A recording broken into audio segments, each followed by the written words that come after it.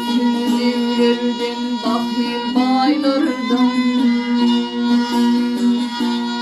Der misin devlerden, bakir baylardan? Çölü çoktan erkek çokman yansıdır.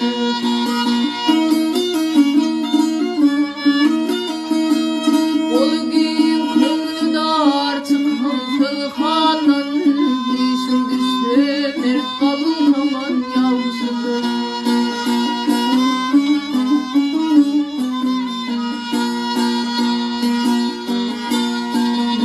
Yok edir yokluk derdim, bir gayrat yivir ben boğudur ittim.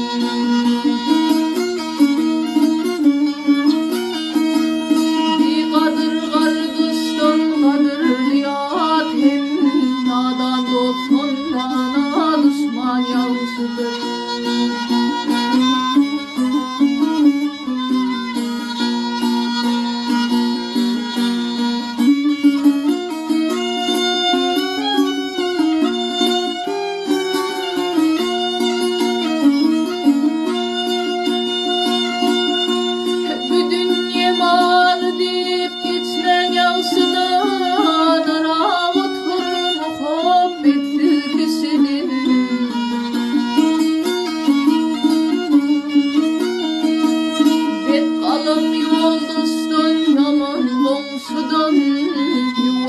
Ayrılıp atan yansıdır.